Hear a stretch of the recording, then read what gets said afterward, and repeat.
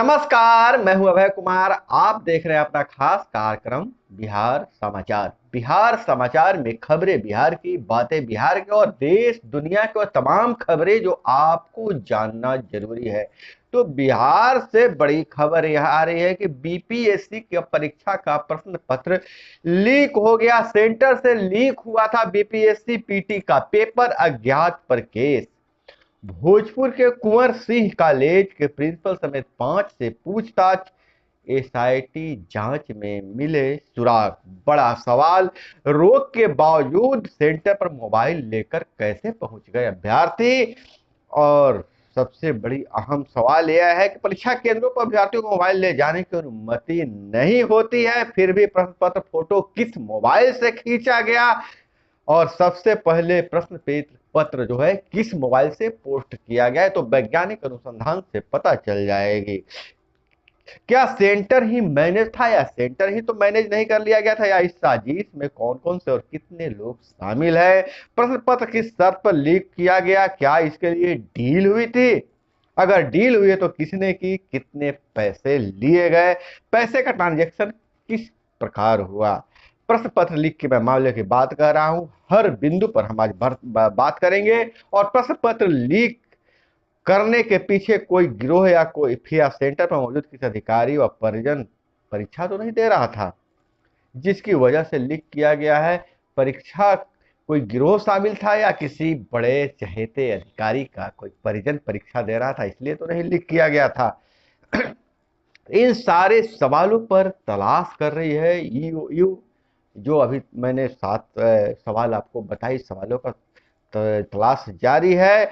और प्रश्न पत्र लीक होने से बिहार की बहुत बड़ी बदनामी हुई है। वहीं दूसरी तरफ पंचायतों में पैसे आने के साथ ही अब लड़ाई शुरू हो चुका है। जनप्रतिनिधि, रोजगार सेवक, आवास सहायक के बीच मैं तो कहूंगा कि रिश्वतखोरी को ही लेकर तू मैं शुरू हो गई है। जहां एक तरफ मुखिया लोग बैठक करके आवास सहायक पर आरोप लगाते हैं पैसे लेने के लिए, रोजगार सेवक पर अनियमितता बरतने, भ्रष्टाचार करने के आरोप लगाते हैं, तो अब रोजगार सेवक भी बैठक करके मुखिया को मनरेगा पढ़ाने की बात कर रहे हैं। कह रहे मुखिया जी को, वार्ड सदस्य को मनरेगा नहीं बुझाता है, रोज नए नए नियम आते हैं, उन नियमों के अनुसार पंचायतों में काम होता है। तो अब हम लोग सबसे पहले मुखिया जी को, वार्ड सदस्य साहब को मनरेगा के नियम कानून को पढ़ाएंगे। रोजगार सेवकों ने बैठक करके यह विचार किया है और प्रेस विज्ञप्ति भी जारी किया है। तो पैसे के लेन देन के बीच में अब जनप्रतिनिधियों और पंचायतों में काम करने वाले कर्मचारियों के बीच तनातनी जारी है। खैर, आप बताइएगा आपके पंचायत में मनरेगा का काम कैसे होता है, कि आपके पंचायत में भी रोजगार आवास सहायक द्वारा पीएम आवास के निर्माण में पैसे मांगे जाते हैं, पैसे वसूले जाते हैं पीएम आवास के लाभुकों से। और वहीं दूसरी तरफ अगर हम बात करें पेट्रोल डीजल के बढ़ते दाम पर सीएम नीतीश कुमार ने कहा केंद्र ने टैक्स कम किया तो राज्य भी ऐसा करेंगे। और दूसरी तरफ सीए कोरोना के बाद लागू है, तो सीए पर बोले कोरोना के बाद इस पर बात करेंगे, नीतीश कुमार बोले। लेकिन सीए का जो प्रोफार्मा है उसमें माता पिता का जन्म तिथि पूछा गया है, तो नीतीश कुमार ने कहा कि माता पिता के जन्म तिथि वाला कॉलम हटा दिया जाए, क्योंकि उस समय कहां लोग अपना जन्म तिथि याद ही नहीं रखते थे, माता पिता का जन्म तिथि कैसे याद रखेंगे। और बिहार ही नहीं, अब देश में भी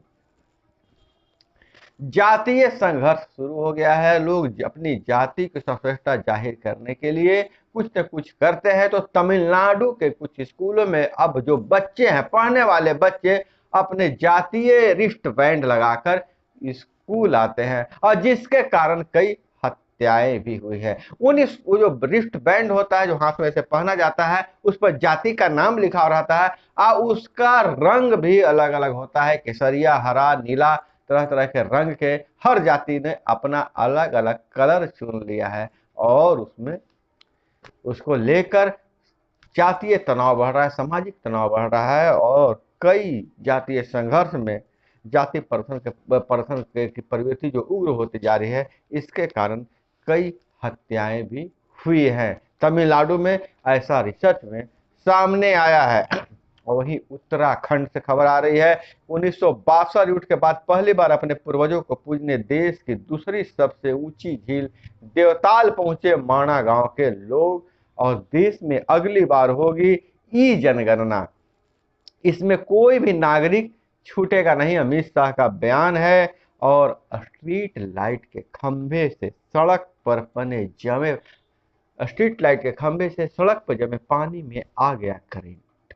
माता पिता के सामने जवान बेटा तड़प तड़प कर मर गया उसमें फंस के, और पिता को मलाल है कि वो अपने बेटे को बचा नहीं पाया। जी हाँ, यह खबर आ रही है मुजफ्फरपुर से। मुजफ्फरपुर में दर्दनाक हादसा हुआ है। शहर के धर्मशाला चौक के पास भारी बारिश के कारण हुए जल जमाव में बिजली के खंभे से करंट आ गया और उसमें एक युवक तड़प तड़प कर अपना दम तोड़ दिया। और नीतीश कुमार का जनता दरबार जारी है, शिकायतें सुन रहे हैं सीएम ने कहा। सीएम जहां आंगनवाड़ी सेविका सहायिका की बहाली में धांधली की शिकायतें सीएम को मिली है, तो नीतीश कुमार बोले इसको देखिए। सीएम ने कहा बहुत ज्यादा शिकायतें आ रही है, बहाली की विस्तृत समीक्षा हो, कार्रवाई की जाए। आंगनवाड़ी सेविका सहायिका की बहाली जो सीडीपीओ और मुखिया वार्ड सदस्य के जिम्मे होता है, उसमें वार्ड सभा लगाकर चयन किया जाता है। पहले मेगा सूची बनती है, उसमें बड़े पैमाने पर धांधली हुई है। नीतीश कुमार ने कहा है कि इसके फिर से सभी बहालियों की समीक्षा की जाए।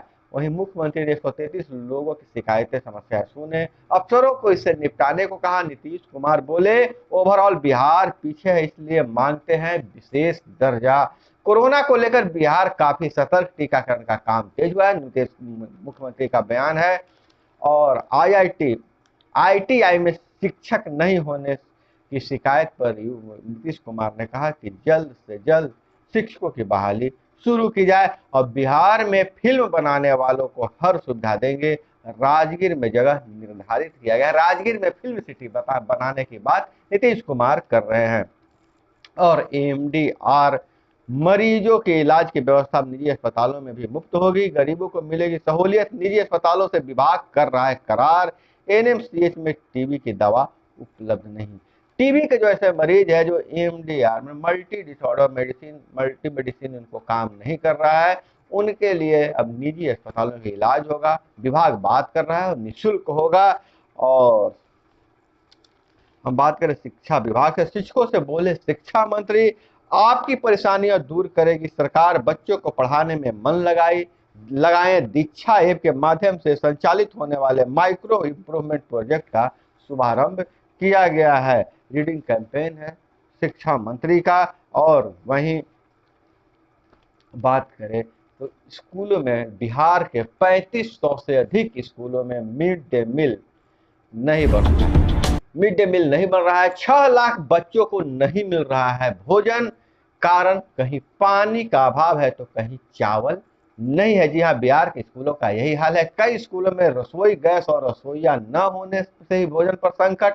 हर बच्चे पर 150 ग्राम तक चावल। और जो भी दिक्कत है उसे दूर करेंगे, बयान है संजय कुमार शिक्षा विभाग के अपर मुख्य सचिव का।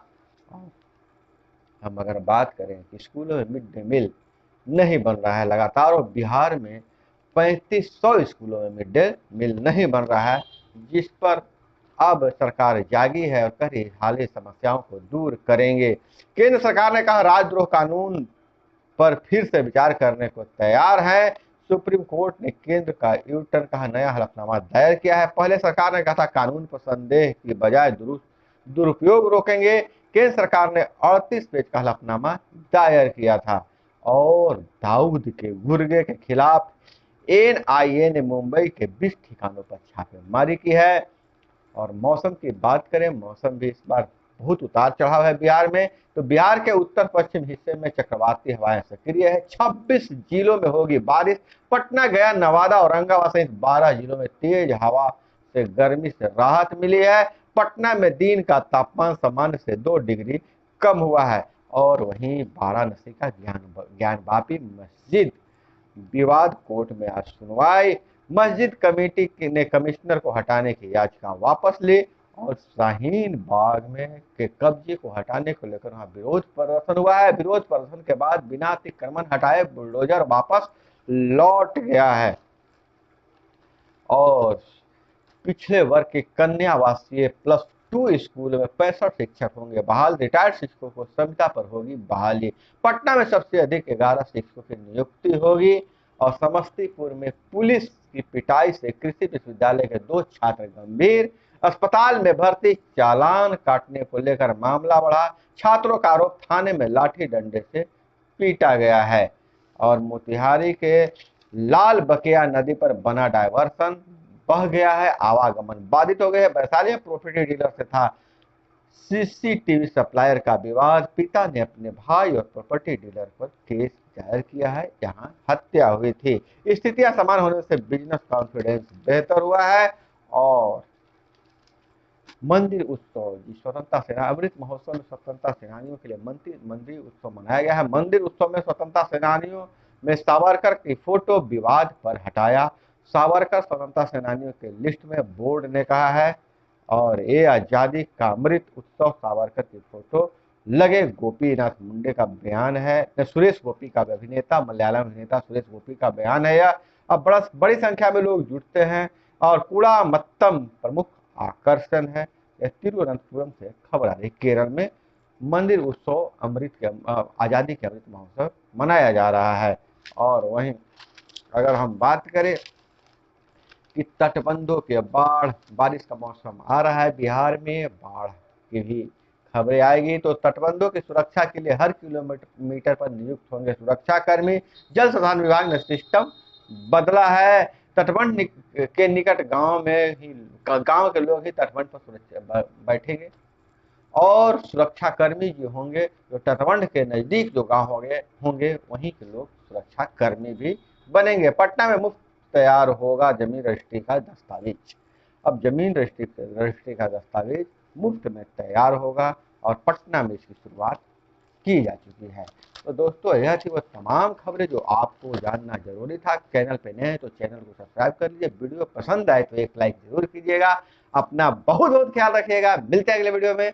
जय हिंद, वंदे मातरम।